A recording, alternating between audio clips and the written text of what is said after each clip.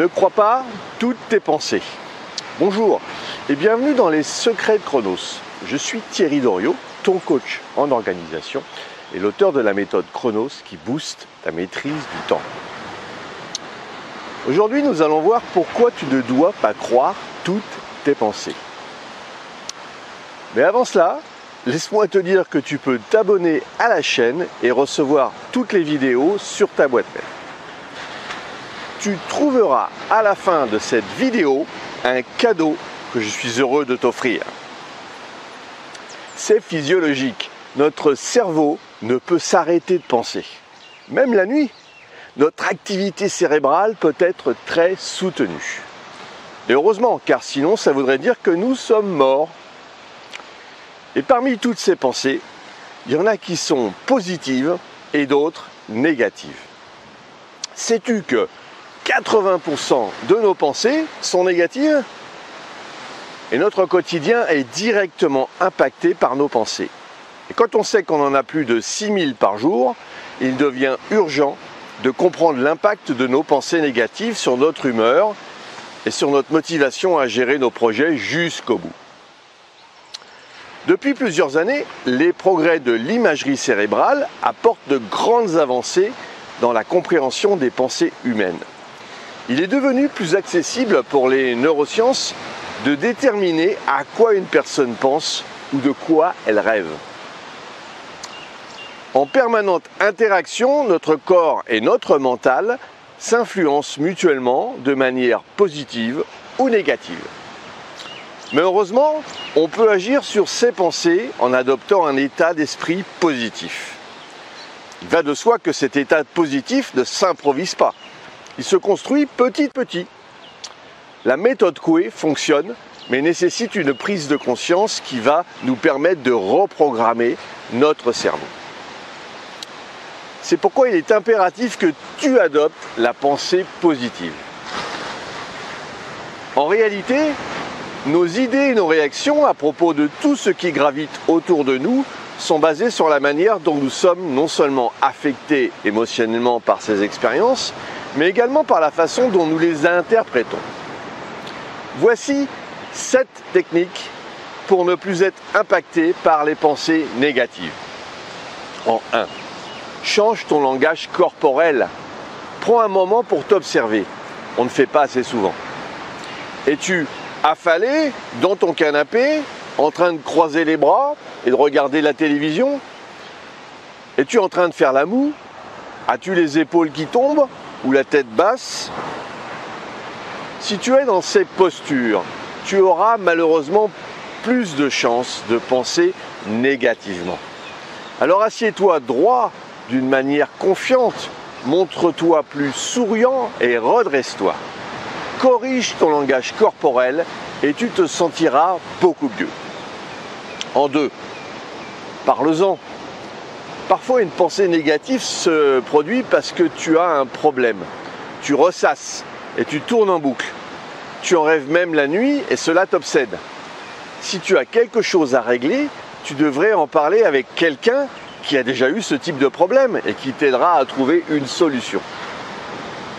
Se confier est parfois difficile, mais la solution existe et pour tout problème, il peut y avoir plusieurs solutions.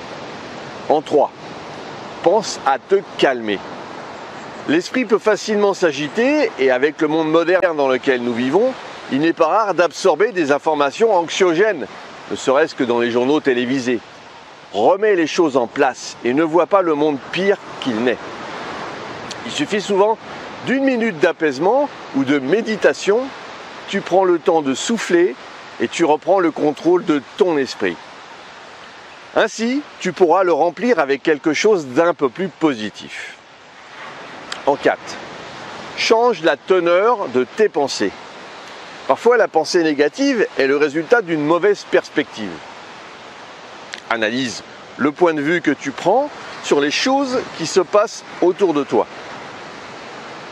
Par exemple, au lieu de penser « je traverse une période difficile et j'ai des problèmes », vois les choses d'une autre manière. Il y a certainement plusieurs solutions pour régler le problème. Je vais chercher à me rapprocher des personnes qui ont réussi à le surmonter. En 5, l'environnement est très important. Comme les pensées surgissent dans l'esprit, il est facile de supposer que c'est là où elles se sont formées. Eh bien, ce n'est que partiellement vrai. Parfois, nos pensées sont un produit de notre environnement. Par exemple, si tu t'entoures de personnes toxiques qui t'influencent malgré toi. S'éloigner d'un environnement négatif peut aider énormément. Fais une petite balade, change d'air, loin de ton atmosphère habituelle et ressource-toi. En 6, exprime de la gratitude pour les choses que tu as accomplies.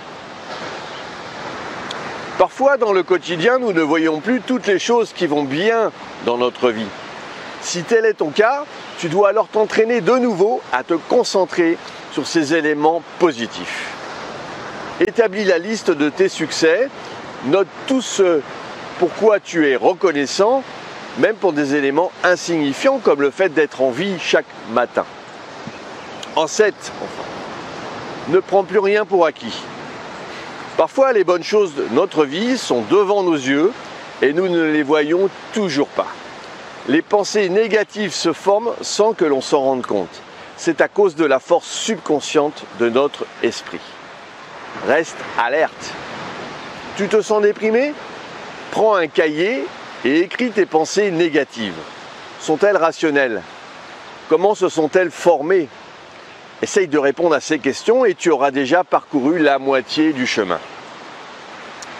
Ces techniques vont te procurer plus de temps pour réaliser tes objectifs. Car tu en conviendras avec moi, les pensées positives nous aident à accomplir plus de choses. Notre état d'esprit engendré par ces pensées entraîne une motivation puissante. Alors, remets en doute toutes tes pensées négatives. Cela ne veut pas dire que tu n'en auras plus, mais que tu trouveras le moyen de ne plus leur accorder tant d'importance. Si tu as apprécié cette vidéo et tu penses qu'elle pourrait aider d'autres personnes, mets un pouce bleu et partage ce contenu. Pour te focaliser sur tes actions, il est nécessaire de prendre du recul. C'est ce que je te propose de mettre en place avec toi en t'offrant un coaching d'une demi-heure. Si tu en as ras-le-bol d'être toujours dans l'urgence, nous pouvons travailler sur ton organisation et ta gestion du temps. Définissons ensemble les prochaines actions à mener. Si tu veux aller plus loin dans la gestion de ton temps, et pour te remercier d'avoir suivi cette vidéo, j'ai mis à ta disposition un challenge, défi de 5 jours pour mieux gérer ton agenda. Alors retrouve-moi sur le site internet www.lessecretsdechronos.com. À très vite.